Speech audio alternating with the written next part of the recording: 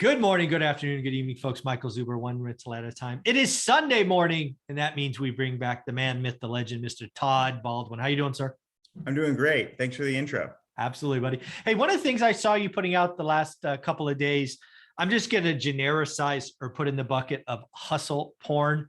Whole idea of, work 30 hours straight, magic happens.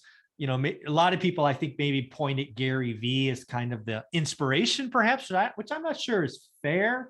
But yeah, there's definitely a culture, almost an expectation that I don't know if it's, hey, you're just not working hard enough, or if you work harder, magic happens, or I don't know. So why don't we just talk about hustle, what your thoughts on it, and we'll go into that.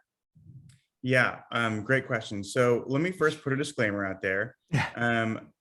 My point is that if you're not where you want to be financially speaking, simply working harder might not be the answer. It might be the answer. It might not be the answer. It just sort of depends.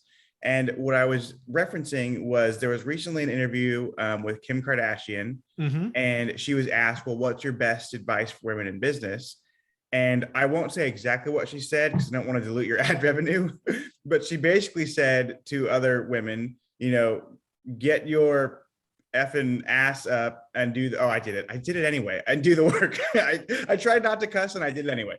Get up and do the work is what she said effectively. So let me just make this right. So Kim Kardashian, yes, was being interviewed probably. So she was being interviewed and she said, again, Kim Kardashian being someone deemed as successful, right? That's why she was being asked this question. And her answer to women, right, because it was focused on women, was simply work more, work harder. Was that kind of the gist? Yes. Wow. Work harder. And I mean, she inherited $100 million from her father. And I'm not mad at that. Quite frankly, my children will probably inherit in the realm of 100 million, assuming I live to like 93. And then that's when I die. Right. So yeah, my kids are going to inherit a boatload too. It's this idea that if you're not wealthy, you must not be working harder. And my challenge to Kim K and to other people who think that way is just being completely honest. My housekeeper works harder than I do, and my gardener works harder than I do, and the truck driver and the teacher, right? All these things. And it's not necessarily about how hard you work. It's, does the work you do, is that work rewarded in the marketplace? And for me, the answer is yes. Yeah. So that's interesting. So I have not seen this article. Or maybe it was video for all I know, but I haven't seen it. But that's interesting, right? So Kim K is being deemed successful. No doubt I'm not sure why she's famous, but she's famous. So whatever. Whatever. So she's turned that into a brand, because she's built a brand, no question. That brand now has affiliates or stuff or whatever. I had no idea that she inherited $100 million. No idea. I've never seen that anywhere. I'm guessing, I guess her mom's alive, so it had to come from dad. Yeah. So her father is the lawyer that defended OJ. Oh, really? Yeah. So he's got big money. I did not know. He had big money before he passed away. And then she made, let's say, an artful presentation on camera, which is sort of how she got famous. Okay. But that didn't pay anything. It got her famous. Yes, it got her famous, which she turned into other things. Correct. So I'm not dismissing the fact that she took what she was inherited and she grew it. I mean, now she's worth almost $2 billion. Really? So wow. I think 1.8 billion. Kim K is worth $1.8 billion. I think so. Yeah. Wow. That's amazing. Well, yeah, she was the one that was married to Kanye, right? Right. No. And he was worth around 6 billion. So maybe she got something out of that too. I don't really know exactly, but I have a problem with, and I put my own example where, like, I have a deal coming up. I'm going to make 100 grand in literally 40 hours of work. And if someone asked me, oh, why don't I make that? Or how can I do it too? If my answer was just go work harder, it'd be disingenuous, because the reason I'm able to make that much money is because I work in an industry that's so highly valued in the marketplace. Yeah. And me telling like a freaking, a trucker to just work harder. Yeah. Do it.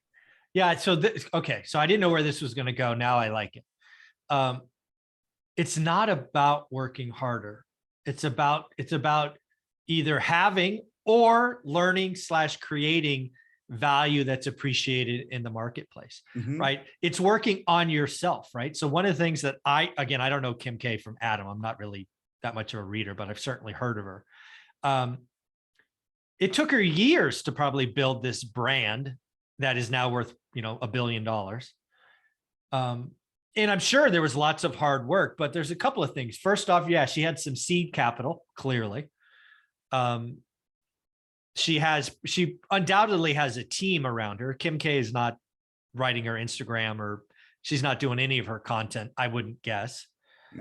No. So it's about leverage, right? The one thing that I do think is very interesting, and it's true for all of us, it's true in your example right there, is we all have 24 hours in the day. Jeff Bezos, Elon Musk has the same 24 hours that your maid, your gardener, the truck driver, just to use examples you have.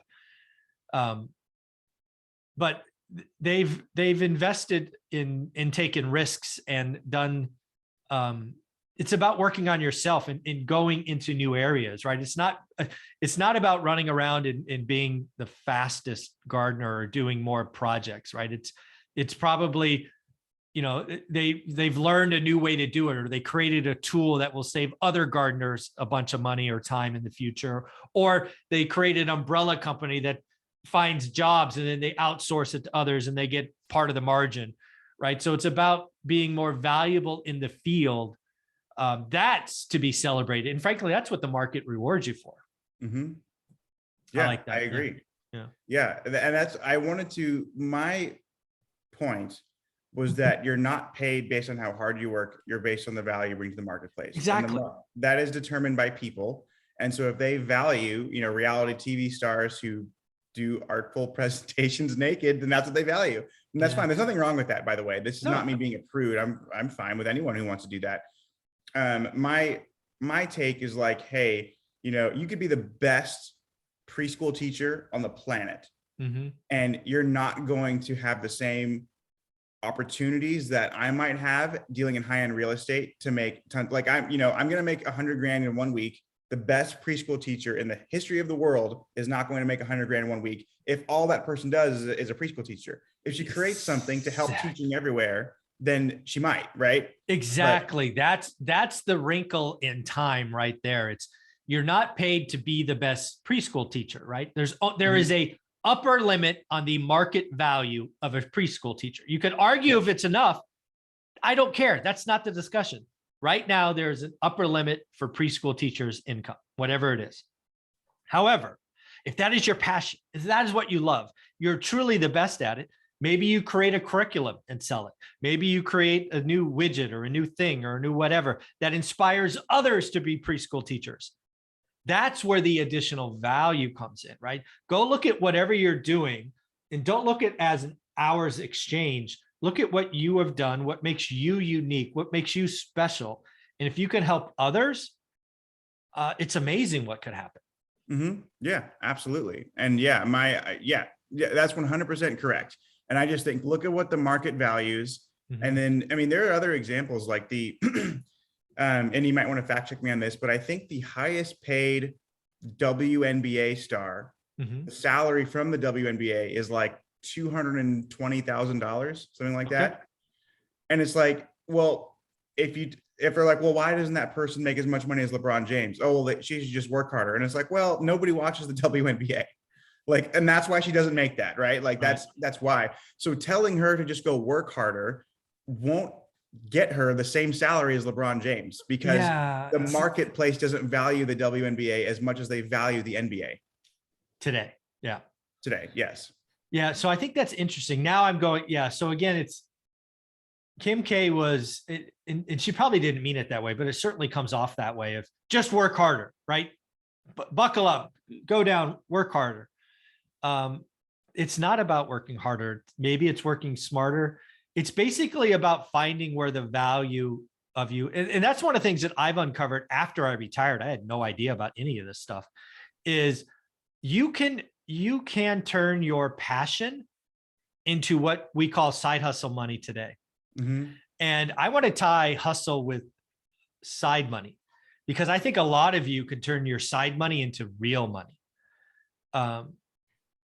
If you already love something, today is the best time in my entire life to turn that into side income. Because all you have to do is you have to find if you can find 400 other people that are like your tribe, or 1,000 people, it can produce hundreds, if not thousands of dollars a month. And if you happen to have a niche that's bigger than that, most of you can replace your income. It doesn't even have to be anything crazy. If you like working on old Mustangs or peanut butter and jelly sandwiches, or being a preschool teacher, you could create side hustle money. So I think it's amazing. What's the problem is too many of us are busting our ass 9 to 5 and not working 5 to 9. So that's where the hustle can come in. I think if you work for 2 or 3 years on your side hustle, you could turn it into at least 40 grand, which for most people is life-changing.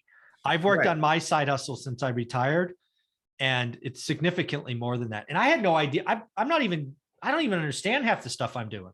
And it's crazy. Yeah, no, I get, yes, I agree. I do agree. And there are people who don't work hard, who just sit around and complain all day. I guess my thought is, and maybe I feel differently about this than other people do, but like, so I made $2 million last year. I think, like, if I had to think about this, I would think that someone who made $50,000 last year worked harder than me. In fact, there's no question in my mind they did, because I took 9 vacations last year, right? I worked probably 15, 20 hours a week, just kind of doing whatever. But I work in very high-end real estate in Seattle.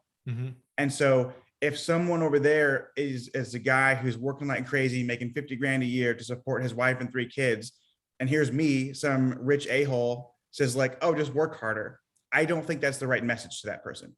Yeah. And it's certainly not the message if I was speaking just to my younger self, not to put this on anybody else, if you would have told me just to work harder, I might've punched me. Seriously. I mean, if me today talking to Mike Zuber at 25, I might've hit me. It's not about working harder. It's about understanding what the marketplace values. It's about adding new skills. It's about taking some risks, going in new areas. It is very little. I can't think of many professions where working harder is the answer to a lot more money. I can't think of any, because even the high paid professions, athletes and singers, most of them, their careers are so short. It's not about that. It's about how they can make it into a career after the career. So Shaq makes more money now that he's no longer in the NBA. Exactly. He just turned 50 too. That just tells me how old I am. He's just turned 50. There you go. Wow. Okay. Yeah, folks, it's not generally speaking about working harder. The raw working harder. Take your passion, take your interest, go create a side hustle. There's no better time to monetize your passion and interest than today. And I think you would shock yourself what you could turn it into in a couple of years. So Todd, if people wanted to follow you, how can they do that? Yeah, if you want to connect with me on Instagram, my handle is @Todd J. Baldwin. If you want to connect with me on YouTube, it's just my name, Todd Baldwin. Thank you, buddy.